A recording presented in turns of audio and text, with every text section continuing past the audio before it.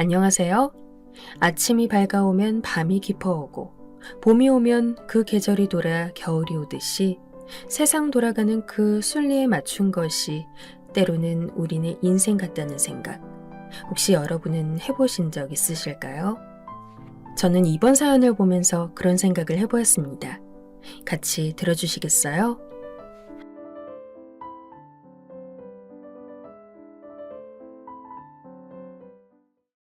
안녕하세요. 저는 60대 할머니입니다. 저의 옛날 이야기는 들으시는 분들에 따라 어둡고 답답하고 한숨이 푹푹 쉬어지는 이야기가 될 수도 있다는 주의를 미리 드릴게요. 저는 3남매 중에 마지로 태어나 자랐습니다. 아래로는 저랑 1살 차이인 연년생인 남동생, 그리고 4살 차이가 나는 여동생이 있었어요. 사실은 동생이 한 명 더 있었는데 갓난아기 적 열병을 앓고 세상을 떠났죠. 그 시대에는 아기가 돌연사를 할 수도 있는 거라고 지금보다 그리 여겨지긴 했던 것 같은데요. 하지만 저희 집이 찢어지게 가난하지만 않았어도 아무런 수를 써보지 못한 채 그 아기를 떠나보내진 않았을 거란 생각이 듭니다. 저희 집은 이렇듯 가난했어요. 이미 그것으로도 불행이었는데 더욱 슬픈 것은 부모님 사이가 좋지 못했다는 사실 같습니다. 제가 아마 6살이 되던 해의 연초였던 것 같아요. 그 순간이 선연하게 기억나는데요. 어머니께서 어렸던 제 여동생을 끌어안으신 채 고래고래 소리 지르며 울고 계셨고, 아버지께선 그런 어머니께 삿대질을 하면서 무서운 욕을 뱉으셨습니다. 술에 취해 얼굴이 시뻘개진 채로 말이죠. 남동생은 집구석에서 손으로 귀를 틀어막고 웅크려 있었어요. 난 당신 같은 사람이랑 더 이상 못 살아. 당신 만나고 애들을 낳은 게 실수였어. 억울해 죽겠어. 분해 죽겠다고. 당신이 내 인생 다 망쳤어. 어머니는 저희가 듣는 가운데 그런 말씀을 하셨어요. 가장 나이가 많고 귀를 막고 있지도 않았던 저는 그 문장을 다 들을 수 있었죠. 이 여자가 어디 고개 빳빳이 들고 지랄이야? 나도 네가 지긋지긋해. 너란 여자가 내 인생에 끼어든 그 순간부터 잘 풀린 일이 단 한 가지도 없었어. 내가 왜 이렇게 살아야 하냐? 원통해 죽겠는 건 바로 나라고 네가 아니라.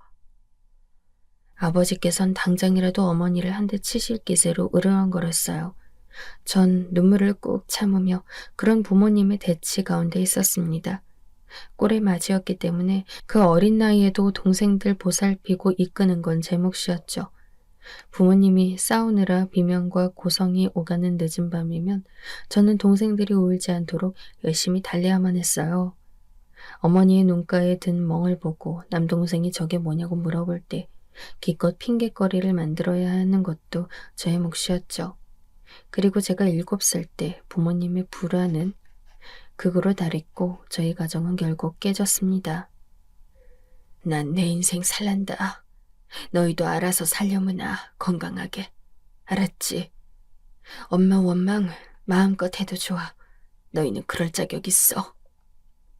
제 어깨를 잡고 강하게 흔드시면서 눈빛은 멍한 채로 말씀하셨던 어머니 모습은 지금까지도 마치 어제의 일처럼 선명하게 떠오릅니다.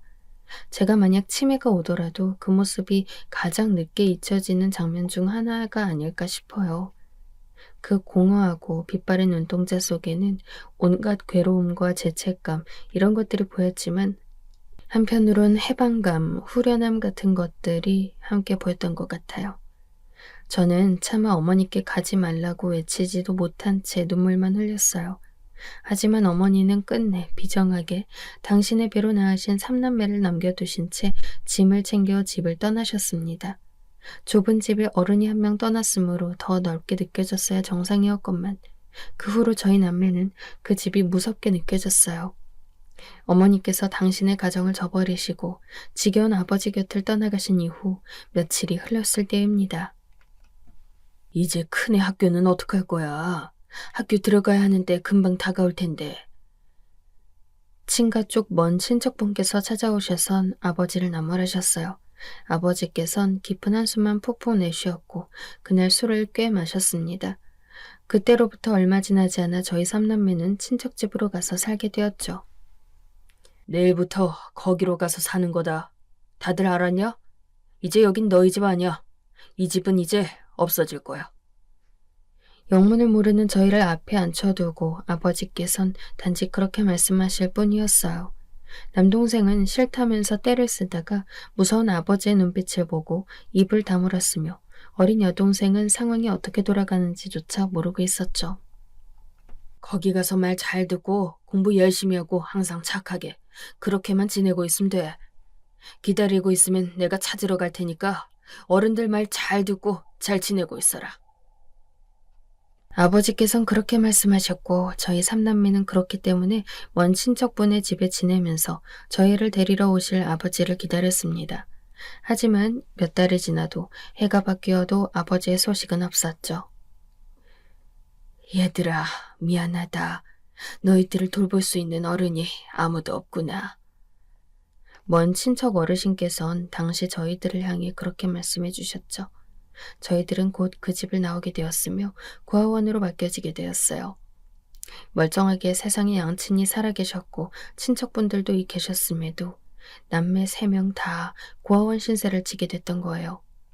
그래서 그 어르신께서 그렇게 말씀하셨나 봐요. 그럴 만한 어른이 아무도 없다고 말이죠. 아버지께서 약속했던 생활비를 그 친척 어르신께 주지 않았고 연락까지 끊기는 바람에 저희가 내쳐졌다는 것을 알게 된 것은 더 이후의 일이었네요. 고아원에서의 기억이란 지금 와선 항상 배가 고팠다는 것으로 기억에 남아 있습니다. 먹고 싶은 걸 먹어본 적도 별로 먹고 싶지 않은 것이라도 풍족하게 배불리 먹어본 적이 없었던 곳이에요. 또한 수틀리면 손을 번쩍 들어 올리는 무서운 어른들께서 상주해 계셨던 곳이었습니다.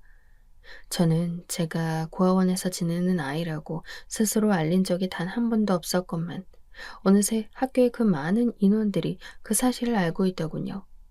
아주 신통할 노릇이었죠.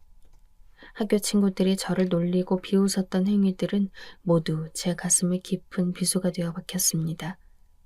나이가 들어도 그때를 회상하면 서글픈 기분이 들곤 해요. 그러다 제가 11살 되던 때였어요. 부모님께서 재결합을 하셨죠. 계기나 과정은 몰라요. 지금까지도 제대로 알고 있지 않네요.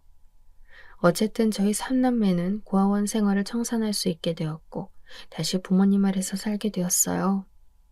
저는 고아원에서 지내는 동안 깊은 마음의 상처를 입었고 학교 생활에서의 어려움 또한 있었기에 큰 후유증이 남은 상태였죠. 저보단 나았지만 남동생도 비슷한 아픔을 입은 상황이었고요. 저희보다 어렸던 여동생만이 그나마 나았네요. 여동생은 고아원에 살면서 학교를 다니진 않았으니까요. 저와 남동생이 겪었던 아픔의 종류를 몰랐습니다. 어쨌든 부모님과 다시 함께 살면서 평범한 가정 환경 안에서 계속 자라날 수 있었다면 괜찮았을 겁니다. 하지만 불과 몇 달 지나지 않아 부모님은 다시 싸우기 시작하셨죠. 아버지께선 없는 형편에서도 자꾸만 술을 찾아 드셨어요. 거의 취해 계실 때가 많았고 적은 월급조차 이상한데 탕진하시길 반복했습니다. 생활비가 늘 모자라니 엄마께선 부업을 하셨죠. 저는 맞이에다가 딸이었으니 어쩌면 어머니와 딱 붙어서 지내볼 수도 있는 환경이었어요. 아버지라는 공동의 적 같은 존재도 있었으니까요. 하지만 어머니께선 늘 아들, 귀한 아들 타령을 자주 하셨습니다. 딸은 나중에 커서 시집 가버리면 출가회인이라 그걸로 끝이지만 우리 아들은 나중에 이 엄마한테 제대로 효도를 하겠지. 얼마나 든든한지 모르겠네. 제가 뻔히 옆에 있는데도 스스럼 없이 그런 말씀을 하셨었죠. 그리고 제가 18살이 되던 해였어요. 부모님은 완전히 갈라서게 됐죠. 법적으로 이혼하신 겁니다. 원초적이고도 허무한 질문이 저희 남매에게 떨어졌어요. 아버지, 어머니 둘 중 누구랑 살고 싶냐면서 선택하란 것이었죠.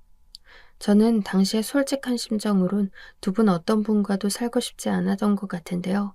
그래도 한쪽을 택해야 한다면 가장으로서 한 줌의 책임감도 보여준 적 없었던 아버지보단 뭐라도 하시려고 늘 노력하신 어머니께 가는 것이 낫다고 여겼어요. 아버지께선 입버릇처럼 돈도 없어 죽겠는데 개집에 주지. 무슨 공부를 하겠다고 지 애비 피를 빨아먹는지. 으휴. 이런 말씀을 자주 하셨거든요.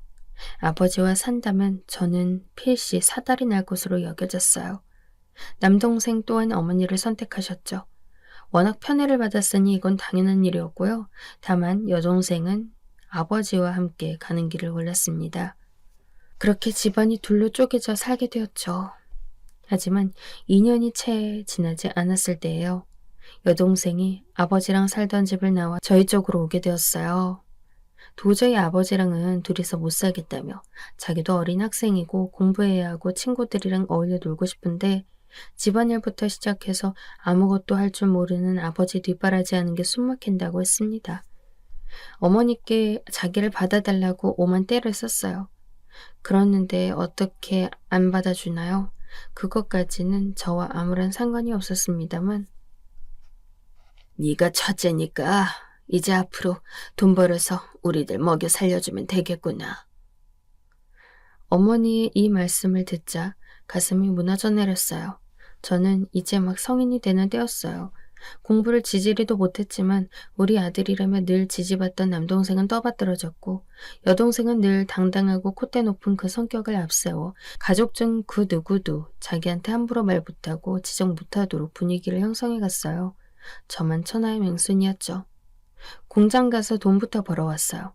딱 3개월 만에 코피가 나더군요. 하지만 가족 중에서 빈말로나마 괜찮냐고 물어오는 사람 없었습니다. 1년을 그렇게 살고 나니까 사람이 좀 피폐해졌어요. 왜냐하면 남동생이 뒤늦게 대학 입학에 대한 열망이 생겼다며 20살에 공부를 시작했거든요. 고등학교 다닐 때 그러니까 공부 좀 잘 할 것이지. 딱 봐도 제가 남동생보단 공부머리가 나았건을 책임 다해야 하는 장녀라는 이유만으로 대학은 꿈도 못 꾸었던 게 제 처지가 너무 보잘것없는 것처럼 느껴졌어요. 그때부터는 일을 하면서도 무념무상이었던 것 같아요. 젊은 청춘의 싱그러움 따위 저에겐 없었죠. 그리고 남동생은 결국 대학에 들어갔어요. 어머니가 무척 기뻐하셨죠. 저는 지금 그때 왜 눈물이 났는지 모를 일이었습니다. 저의 노고, 희생을 알아주는 이가 있었더라면 전 가까이 순수한 축하를 해줬을 거예요. 하지만 전 밑바닥에서 죽어랍시고 돈 버는 게 당연한 존재였고 누구는 전폭적인 지원하에 공부를 하는 것만으로 박수를 받았으니 남동생은 대학 생활을 하면서 즐거운 나날을 보냈고요. 그 모은 돈 전부 다 제가 벌었던 거예요. 그런 와중에 남동생은 저를 향해 고마워 누나 이 한마디 해준 적 없었네요. 어느 순간 내가 왜 이렇게 살아야 하나 이런 생각이 들면서 일하다 말고 쉬는 시간에 눈물이 찔끔 나고 그랬어요. 그런 저를 발견한 공장의 동료들이 저를 보고 남자를 한번 만나보라고 했어요. 연애하면 좀 낫다고 말이에요. 저는 남자를 한번 사귄 적이 있으나 흐지부지 관계가 끝나는 바람에 연애에 대한 열정이 식은 상태였죠. 그러나 주변에서 하도 절 찌르니까 못 이긴 척 누군가가 다리 놓아준 남자를 만나보기로 했습니다. 인물도 그냥 그렇고 나이는 저보다 5살 많았고요. 직업도 그냥 그렇고 사는 형편도 뭐 알만하고 그 남자를 보면서 전 저도 모르게 그런 생각들을 하다가 문득 푹 하고 웃음이 났어요. 웃기더군요. 제 주제에 누군가를 평가하고 있었으니까요. 그게 웃겨서 웃었는데 저의 웃는 모습을 보고 그 남자는 엉뚱하게도 첫 만남에 마음을 빼앗겨 버렸다 이렇게 표현을 해왔어요. 왠지 기분이 나쁘진 않아서 그 다음에도 또 만나보았죠. 그러다 보니 연애라는 걸 시작하게 되었더군요. 오롯이 저만 받을 수 있는 관심이자 애정이었으니 제가 점차 연애에 빠져들게 될 수밖에 없었던 것 같아요. 늘 그런 것에 목마른 삶을 살아왔기 때문이었나 봅니다. 남동생이 군대에서 휴가를 나왔던 때였어요. 저는 모처럼 휴일이라 늦잠을 자고 있었는데 갑자기 엉덩이가 걷어차여서 눈이 떠졌습니다. 어머니께서 제 등짝을 후려치시며 잔소리를 퍼부으셨죠. 넌 네 동생이 빤히 휴가 나와서 집에 있는 거 알고도 잠이 그렇게나 자고 싶든? 동생한테 밥을 차려줘야 됐을 거 아니야. 저는 그 전날 잔업이 너무 늦어져서 파김치가 된 채로 귀가했었거든요. 그래서 잠이나 편하게 오래 자고 싶었는데 어머니께서 대뜸 저한테 그러니까 서러움이 차오르고 말았어요.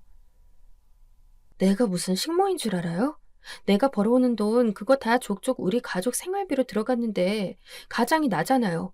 그럼 그에 걸맞는 대우를 해주셔야 맞는 거 아니냐고요. 대우? 무슨 대우? 그건 네가 당연히 해야 할 일이니까 하는 거지. 얘 봐라. 아무 말을 다 황당하게 하고 있네. 어머니께서 어이없다는 듯 절 흘겨보셨어요. 웬 귀신 신하라 까먹는 소리를 다 듣겠다는 표정이었죠. 저는 지난 세월의 모든 서름이 갑자기 그 순간 폭발해서 엉엉 울고 말았어요. 그랬더니 어머니께서 시끄럽다고 휴가 나온 네 동생이 우는 소리 듣고 머리 아파질까봐 겁난다며 울 거면 집 밖에 나가서 울라고 했습니다. 여동생에게 하소연해봤으나 언니, 나도 나만의 고민이 많은 사람이야. 내 일만으로도 요즘 내가 생각이 얼마나 복잡한 줄 알아? 그런데 언니는 왜 이런 나한테 와서 힘들다는 얘기를 늘어놓는 거야? 확 짜증을 내었어요. 딱 그때 이 집에서 내 설 자리는 없다 그런 생각이 들었죠. 그러고 나서 그 남자를 만났는데 제 얼굴이 울상이라면서 단번에 위로를 건네주는 거예요. 무슨 일 있냐면서 막 물어봐줬고요. 저는 그 품에 안겨 울었습니다.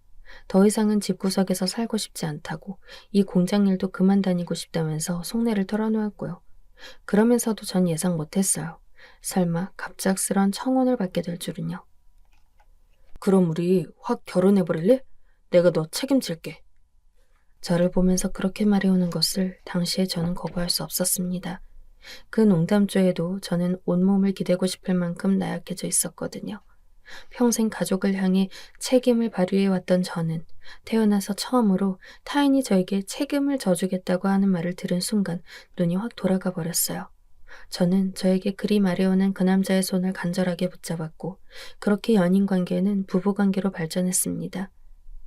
정말 어떻게 보면 별것 아닌 계기로 말이죠. 참 희한한 일이죠. 남편은 당시 아는 형의 집에서 얹혀 살며 일을 하고 있었던 것이었고 본가는 다른 지역이었어요. 저는 결혼하고 남편의 본가가 있는 지역으로 가서 살게 되었습니다. 남편은 삼형제 중 둘째였어요. 아주버님은 결혼하신 상태였고 제가 처음 시댁에 인사드리러 갔을 때 형님은 임신 초기였어요. 나이 차이가 꽤 나는 도련님은 막둥이라 그때 학교를 다니고 있었고요. 쥐뿔 아무것도 없이 몸만 온 저를 처음 보시고 시부모님께선 뒤로 넘어가셨더랍니다. 혼자 열심히 자립해서 일 다니겠다더니 덜컥 여자를 데리고 와? 결혼하겠다고? 시아버지께선 기가 막혀서 도저히 믿을 수 없다는 눈으로 저희를 번갈아 쳐다보셨어요. 하지만 가장 먼저 허락의 의사를 밝혀주시고 저희를 맺어주신 분이기도 했네요. 일륜지 대사는 뭐 어찌할 수 있는 것이 아니야. 둘이 부부가 될 인연이었으니 그리 맺어서 여기까지 흘러온 것이겠지. 어디 잘 살아보거라. 그렇게 말씀해 주시면서 의지할 사람 하나 없는 친정 집안을 둔 저를 측은하게 바라보시기도 했습니다. 저의 갑작스러운 결혼 소식에 저희 가족들도 난리였었죠. 동생들은 그래도 일찍 인연 만났구나, 잘 되었다라는 정도의 말을 건네주었는데 네가 결혼해서 가버리면 그럼 우린 당장 어떡하라고? 어머니께선 망연자실하셨어요. 아주 가끔 연락하며 지냈던 아버지는 그래서 혹시 줄 돈 있냐고 지금 나한테 그걸 물어보는 건 아니겠지? 당장에 돈 얘기를 들으실까봐 걱정하셨습니다. 아무튼 저는 이런 부모 아래 장녀였던 거예요. 저 결혼할 때 한 푼도 보태주지 못하는 당신들 형편을 개탄하진 않으시고 다른 쪽으로만 걱정들을 하셨으니 우습고 허망한 상황이었네요. 딸은 원래 시집 가버리면 그만 출가 외인 되면 끝이라고 어머니께서 늘 그러셨잖아요. 그 말씀대로 살려는 것뿐이에요. 제가 어머니께 그렇게 말씀드렸더니 입을 꾹 다무시곤 차마 대꾸를 못하셨어요. 그렇게 저는 아가씨에서 기혼자가 되었고 시댁과 아주 가까운 위치에 방을 얻어 남편과 둘이 지냈습니다. 남편은 친척분이 하시는 작은 사업장에 들어가 일을 배우면서 자리를 잡겠다 했고요. 평일 주말 가리지 않고 나가서 배우는 것을 시작했습니다. 그러면 저는 뭘 했냐고요? 아직 시댁 식구들 중에 소개 안 된 분 딱 한 분 계시잖아요. 바로 시어머니였죠. 저를 처음부터 마음에 들어 하지 않으셨습니다. 우리 둘째가 삼형제 중에 인물은 좀 빠져도 인품만은 정말 일품인 녀석인데 그걸 어찌 알아보고 낼림체 같대? 아휴 정말 얄미워 죽겠네. 착하고 순한 우리 둘째를 얼마나 불려시같이 굴어서 꼬여냈을지 안 봐도 뻔하구만. 쌍꺼풀 없이 가로로 길게 찢어진 눈을 하고 계셨던 시어머니께서 그렇게 중얼거리며 저를 째려보실 때면 전 너무 무서워서 애써 못 들은 척을 해야만 했어요.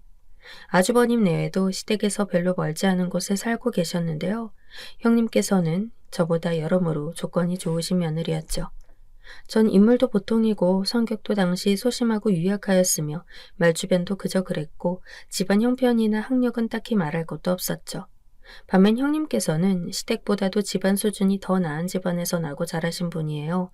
시댁도 못 사는 집이었기 때문에 여기보다 낫기란 어렵지 않았을 거예요. 제 친정이 워낙 변변치 않았던 게 특이한 거죠. 아무튼 그래서 우스갯소리로 아주버님이 형님을 떠받들듯 모셔서 간신히 결혼했다고 그런 말들이 시댁 내에서 유머로 소비되었습니다. 형님께선 객관적으로 아주 예쁜 외모는 아니셨으나 세련된 매력이 철철 넘치는 분이셨고요.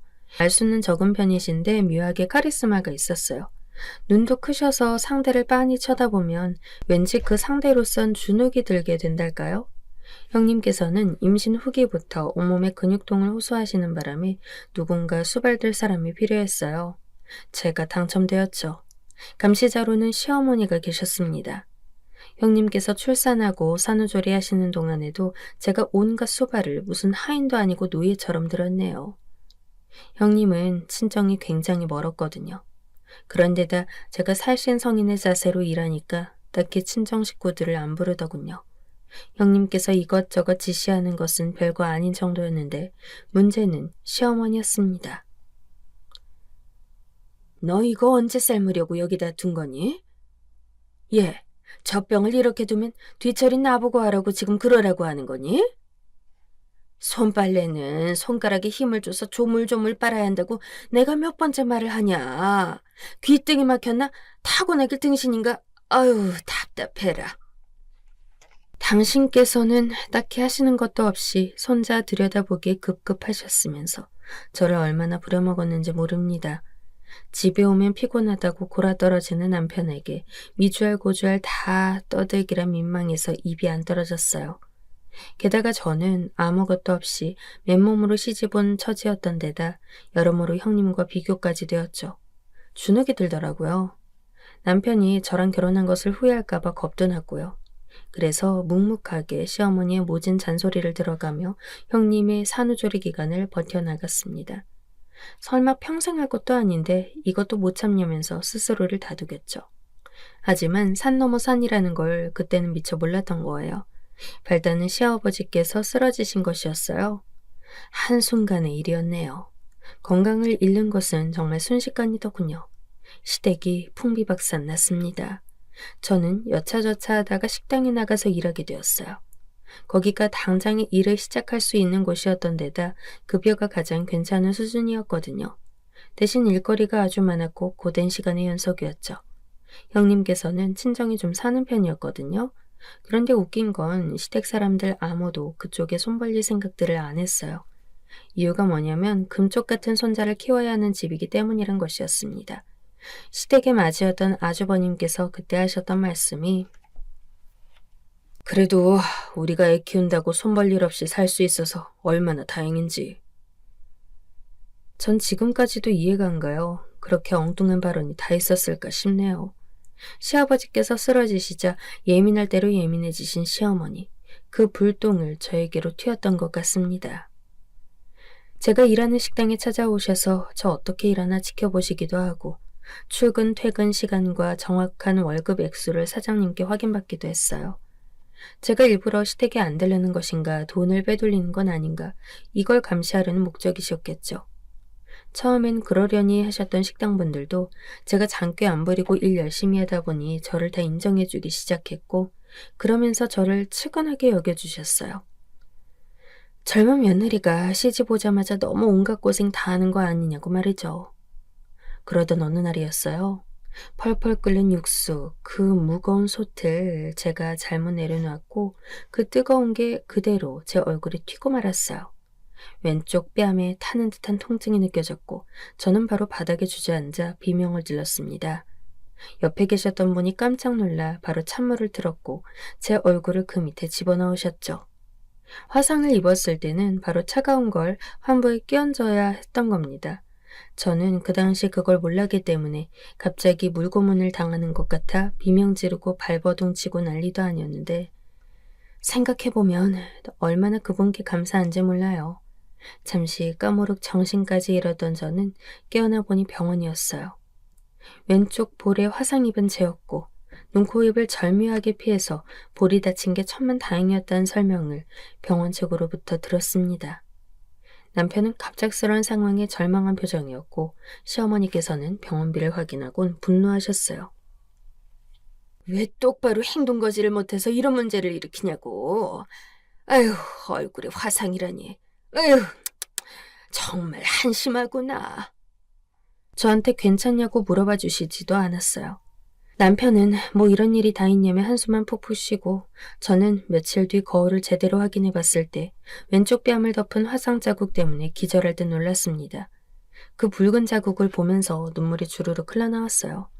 너무 서럽고 힘든데 저를 오롯이 위로해주는 사람은 없었고 이상하게 저는 남편의 눈치를 보고 있었죠.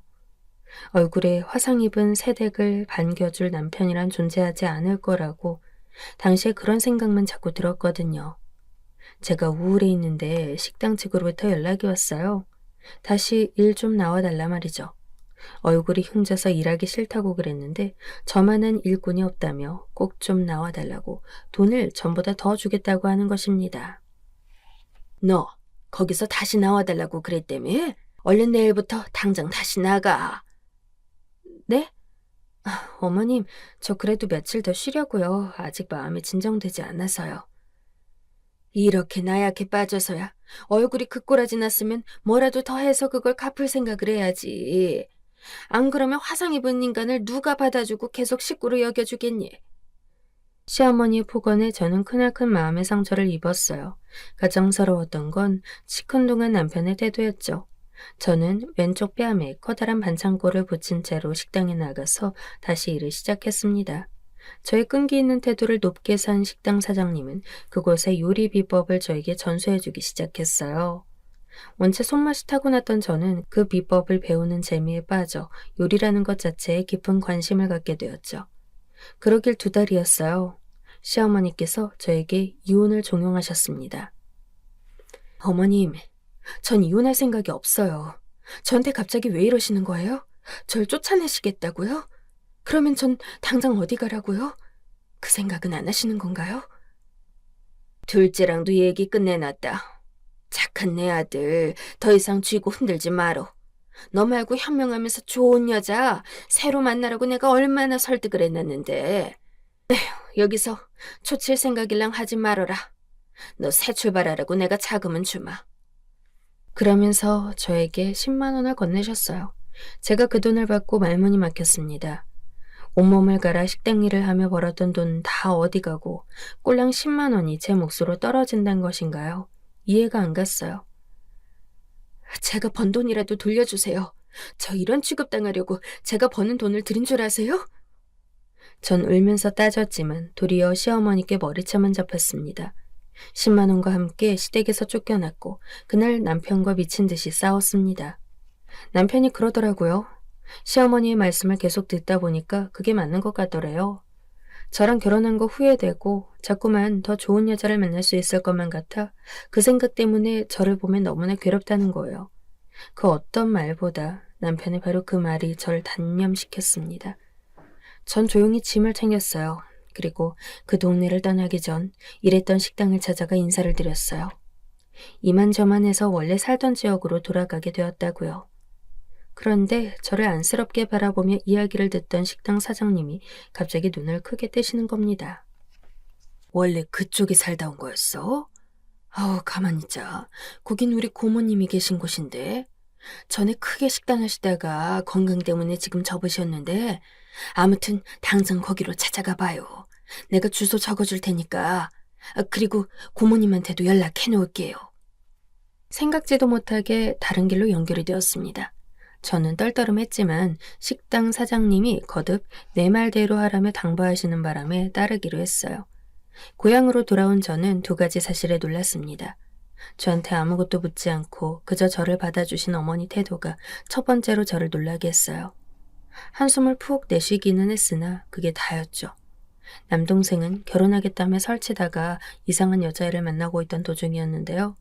당신 뜻대로 아들이 움직이지 않는 것에 어머니께선 많은 허망함을 느끼고 계셨대요. 그 도중에 제가 이혼당하고 집에 돌아왔던 것입니다. 인생 흘러가는 꼴들하곤 정말 웃음도 안 나오네. 혹시 아니? 너 이러고 나서 잘 될지. 피식 웃으면서 씁쓸한 표정으로 어머니께선 그렇게 중얼거리셨죠. 저를 두 번째로 놀라게 한 사실은 식당 사장님이 고모님이란 분을 뵙고 나서였습니다. 얘기 많이 들었어요. 내가 요 며칠 계속 생각해봤는데 그 식당 운영해 볼 생각 있어요? 네? 식당이요? 그것도 운영을요? 제가요? 내가 식당에서 돈을 솔찬히 만진 사람입니다. 건강 문제로 지금은 어쩔 수 없이 접었지만 이놈의 욕심 때문에 아무한테도 물려주지 않고 그대로 문을 닫았더랬죠. 아휴, 그게 계속 후회가 되었거든요. 우리 집 음식 맛있게 먹어주던 그 많은 손님들을 쳐버린 것만 같고. 눈물을 글썽이시던 고모님께선 인생이란 그렇게 사는 것이 아닌 걸 이제야 깨달으셨다며 식당을 열어 저에게 운영을 맡기고 싶다 하셨습니다. 오로지 뒤에서 지켜보시기만 할 뿐 모든 걸 저에게 맡기고 싶다 하셨죠. 이건 말이 안 돼요. 저의 뭘 보고 덜컥 그런 큰일을 하시겠다는 거예요? 그럼 어떻게 해야 말이 되는 건데요? 겁을 집어먹었던 저는 고모님께서 하신 말씀에 정신이 번쩍 들었습니다. 그러게요. 어떻게 해야 맞다고 여겨지는 걸까요? 답은 존재하지 않거늘 제가 뭘 찾아 헤매고 있었는지 저는 제가 남들보다 타고난 손맛, 요리 솜씨를 타고났다는 걸 솔직하게 느끼고 있었습니다. 소심한 저는 이상하게 주방에 들어가면 과감해졌어요. 그런 제 자신을 위해 살면서 단 한 번쯤은 오로지 스스로를 위한 선택을 내려보고 싶다는 일념으로 저는 그 고모님께 절을 올렸습니다. 그것으로 성사가 되었어요. 그때로부터 1년이 지났을 때 저는 문을 연 직후부터 문을 닫기 직전까지 문전성시를 이루는 식당의 사장이 되어 있었습니다.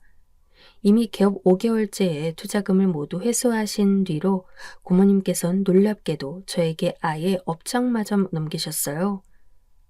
저는 이제 어머니께서 늘 조심스러워하는 그리고 마음 깊이 뿌듯해하시는 장녀가 되어 있었습니다. 제 동생들도 저를 우러우러 보면서 자랑스러워하였죠. 놀라운 건 제가 엄청난 성공을 거뒀는데 저에게 기생하려 하지 않고 되려 정신 차린 동생들의 모습이었습니다.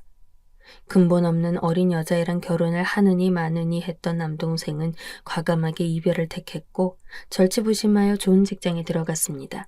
여동생 또한 마찬가지였고요. 제가 어떻게 살아왔는지 너무나도 잘 알기에 저의 성공을 보고 깊은 반성이 들었다고 하더군요. 살면서 겪은 것 중에 그 어떤 것보다도 감동적이었던 게 당시 동생들의 변화 같네요. 그리고 저에게 정말 황당무계한 일이 벌어졌습니다. 식당 규모가 워낙 커졌다 보니 관리자를 저는 따로 두었는데 어느 날 채용된 주방 아주머니 한 분을 보니까 전 시어머니인 거예요. 10만 원과 함께 저를 쫓아내셨던 그분이요. 제 눈이 잘못된 걸까요? 여긴 어쩐 일이세요?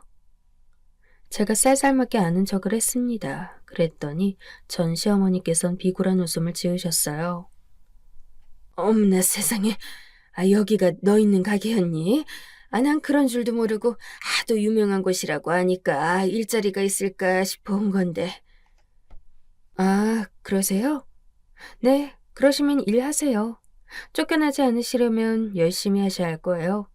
그리고 사장님이라 부르세요. 경우 없이 굴지 마시고. 피식 웃으면서 말씀드렸더니 전 시어머니께선 난감하게 헛기침만 하셨어요. 관리자를 불러다 캐물었죠. 사실 그분이 저의 예전 시모 된다고 하니까 깜짝 놀라더군요. 모르고 뽑았대요.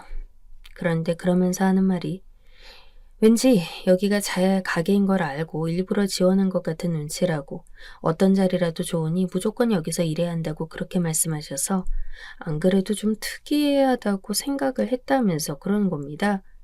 이 말을 듣고 확신을 얻었죠. 대박집 사장이 된 저를 노리고 일부러 전 시어머니께서 오신 것을요. 저는 개업 때부터 함께한 식당 식구들을 한자리에 불렀습니다. 그리고 특명을 내렸어요. 새로 오신 분 저랑 원한이 깊은 사람이니까 사정없이 몰아붙여도 좋다고 말이죠.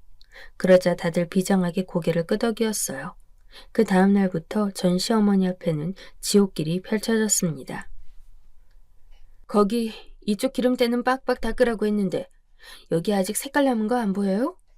일 제대로 안 해? 밑반찬 미리 꺼내놓으면 안 된다고 분명 말을 했는데 누가 이렇게 멍청이처럼 또 실수를 했지? 거기가 또 그런 거 아니에요? 이봐요 거기. 창고 가서 김치 10쪽 꺼내와요. 혼자서 하냐고요? 아 그럼 혼자서 하지 짝지랑하리요? 잔말 말고 얼른 가요. 다른 호칭도 없이 오로지 거기라고 불리었던 전 시어머니. 며칠 만에 혼이 쏙 빠지신 몰골이었습니다. 거지로 쫓아내더니 부자된 며느리 한번 다시 낚아보려고. 이게 다 무슨 수모야. 아휴 이러다 나 죽겠네 나 죽겠어. 전 시어머니께서 식당 뒤뜰로 나가 넋이 나간 채 그렇게 혼잣말하는 걸 들은 사람이 있었어요. 저는 그걸 고해 듣고는 바로 웃음을 터뜨렸죠. 아 정말 통쾌하더라고요.